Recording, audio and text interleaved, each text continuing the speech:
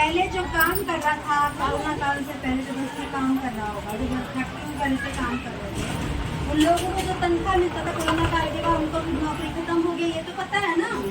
तो वो खत्म हो गया तो आदमी का जो काम करने का रेट था, जो पहले 10 आदमी काम कर रहे थे, वो खत्म कर दिया। उन्हें जो पंखी वाले हैं जो काम करवा रहे थे, उन्होंने क्या करा, उसकी जगह पे औरतों को काम पर रख दिया। अब औरतों को काम पर रख दिया, जहाँ पे एक आदमी काम करता वहाँ 2 औरतें काम कर रही हैं।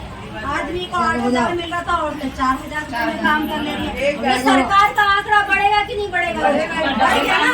तो ये धोखा है कि क्या? नहीं, धोखा है ना। तो इस चीज के बारे में हम बात कर रहे हैं। जब हम इन सारी चीजों के बारे में बात करते हैं तो हमें एक बात समझ में आती है, और ये बात केवल हमारे कमरे की 4 दीवारी के अंदर आकर खत्म हो जाती है, क्योंकि हमारी आवाज कहीं जाती नहीं है ना।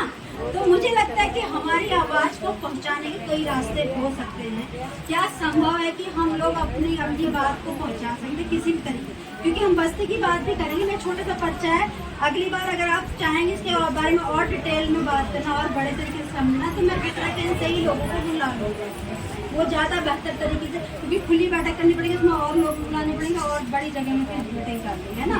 तो मैं इसलिए कह रही, इन्होंने इसमें एक और बात कही है कि आगे की दिशा में क्या क्या हम कर सकते हैं, इस विषय में बात करने की बात कर रहे हैं। कह रहे हैं कि भरोसेमंद आंकड़ों के लिए क्या मेहनत का खुद अपना सर्वे कर सकते हैं हम? क्या मजदूर आदमी जो हम लोग हैं, क्या हम अपना सर्वे खुद कर सकते हैं? जैसे एक फॉर्म ले लिया हमने, और हम अपने घर की असली आंकड़ा उसमें हम खुद भर के देते हैं, क्योंकि हम तो घर घर जाएंगे नहीं। आपके घर में हर एक के घर में एक बच्चा है जो पढ़ता लिखता है, वो फॉर्म हिंदी में ही होगा और वो समझता है कि उसको क्या बात है। तो हम अपनी बात को सही से लिख सकते हैं, इसलिए कि हमारे शहर में कितना चीज हो रहा है, क्या कर सकते हैं इसमें।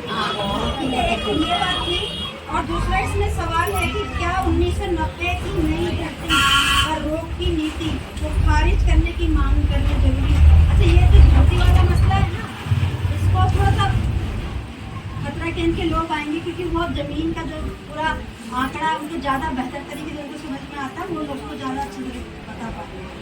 एक नौकरी चुकाने के लिए 80,000 रुपये की सीमा लगानी चाहिए या 2.5 करोड़ नौकरी? ये कह रहे हैं ना कि जैसे आप लोग राशन कार्ड की बात कर रहे हैं ना, क्या करते हैं कि इसके घर में पक्की छत है, इसके घर में ये है, ये अमीर की कैटेगरी में आ गए, गरीब की कैटेगरी में आ गए, इस तरह की बातें कर रहे हैं ना ये लोग।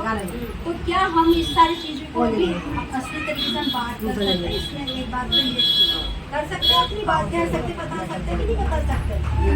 और मशीनीकरण कितना होना चाहिए? मजदूर के हाथ का काम छीन रहा, जैसे कि पहले आपको मालूम होगा, पहले क्या था, मजदूर काम करता था तो उसको काम मिल जाता था शहर के अंदर। आज जैसे शहर के अंदर मेट्रो का काम हो रहा है, किसका काम हो रहा है? मेट्रो का काम हो रहा है कि नहीं हो रहा है? और कितने मजदूर काम करते हैं? सारी मशीनें काम करना, ठीक है।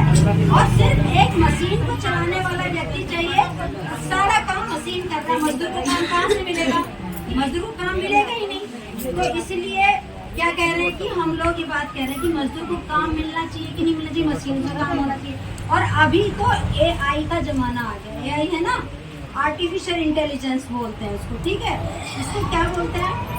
एक नकली, जैसे आपने देखा होगा ना, मैं आपको क्या बताऊं कि एक चैनल है आज तक में देखा होगा, शाम को एक न्यूज एंकर आती है, उसका नाम सना है, सना।